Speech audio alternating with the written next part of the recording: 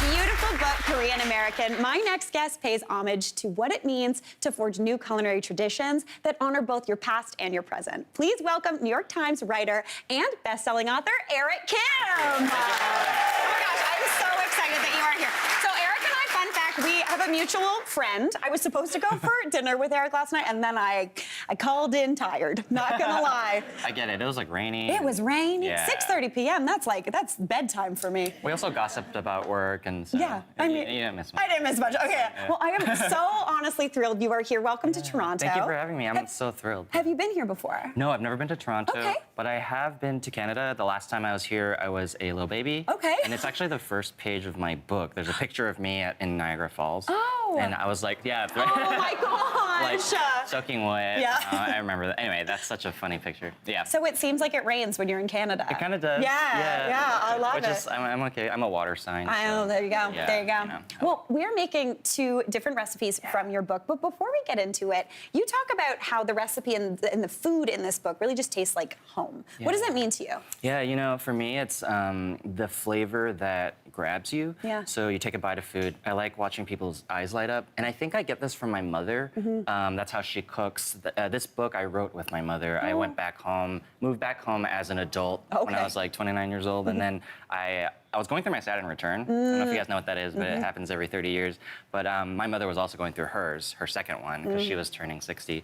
And I think we really bonded over what our food would be, and it was kind of this beautiful realization that my food is an evolution of her food. Yeah. But I also have my own ways of tinkering, and it was a 2-step approval process. So Okay. it was important that we both liked all the dishes, you know? Oh, I love and that. so if one of us didn't check it off, then we tinkered and we worked on it. So that was really helpful. That is helpful. And now I Yeah. hear this first recipe that you're making for us today Yeah. was one that you had to tinker with a lot. So what are we making? Yeah, this is an Eric original, but I was trying to come up with a chickpea recipe that, you know, chickpeas are such a great side dish with rice, and it's the way we would eat it in our house. But, you know, it took a while to get it to this level of deliciousness. I mean, one story is that we had a version of this, an early version that was just soy sauce, and it was kind of boring. And you know, we were debating whether or not to put it in the book, and she was like, Eric, it's been in the fridge for a while. We haven't gone back to eat it. So, but now... Ooh, that is some damning news. Right. But, however, I did add gochujang. This is a fermented chili paste, super umami forward. And it's nice. It's got a sweet heat. Yeah, sweet heat. Yeah. I mean, speaking of sweet, a little strawberry jam. Oh. So yeah, this sauce is called yangnyeom sauce. Or Yangnyeom? I'm calling it yangnyeom because, it sounds like yum yum. It does. But it's a sauce that you usually find glazing a fried chicken, right? So I sort of see this as a Korean fried chicken, but chickpeas. Okay, cool. And you call them chicken peas, I right? do, unfortunately. Every time I go to type them in our house, we call chickpeas chicken peas. And every time I try to write them in a recipe, I write chicken. I'm like, Mary, it's chickpeas. Yeah.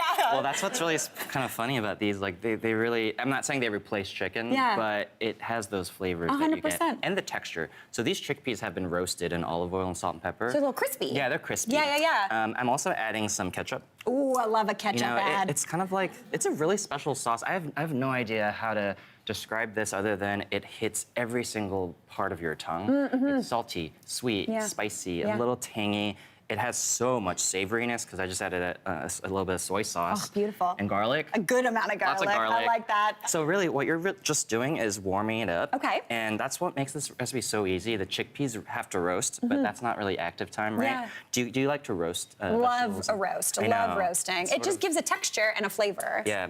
So you can already smell it. We're starting to smell the garlic, really like perfume. So you would cook that down? Yeah, cook it down, Nice. but only 1 minute. Oh, okay, Yeah, nice. I it's, love like, that. So quick. These chickpeas are, I just heard like a yeah. Yeah, 1 minute, yeah. You just add the chickpeas. See how beautiful this is? Oh, it's like glossy. shiny. But I feel like we've got one more ingredient to one make more it ingredient. extra shiny. A little This secret ingredient. Eric Kim trick is my favorite thing I've ever seen. Oh, it's honey. So, you know, this already has a lot of balance in it, but what the honey does is you scooch the chickpeas over, add the honey to the empty side of the pot, and then you really let that go. Yeah. So I heard this is a really hot stove. It can get really hot. It goes from 0 to 60. And that's like, okay, because we only need to do this for a few seconds, Yeah. but I like to really caramelize the honey, Yeah. and it's gonna take a second, but when it bubbles up, when you cook honey, it adds a, I don't want to call it a bitterness, but it adds an edge that makes it less It grows it sweet. up. It grows it up, you know? Yeah, Yeah, exactly. yeah. I mean, to be honest, I wrote this book 4 years ago. Oh, wow. It came out 2 years ago. I feel very, it's very interesting cooking these recipes. Do you feel this way about your old recipes? Oh my gosh, 100%. Sometimes I look at it, it feels like a different person wrote It's a different them. person. Yeah, That's yeah. why I love recipes. I think they're kind of documents of yourself. Times in life. Yeah, times in life. Completely. Yeah. So once Anyway, that all comes to, we've got a version over got here. a version, and what happens is it gets super glossy So like this. shiny. So shiny. I love a shiny food. Yeah. This looks absolutely beautiful. Yeah. You garnish that with like some kind of sesame seeds. Yeah, sesame seeds and a little scallion. And the scallions are actually really important.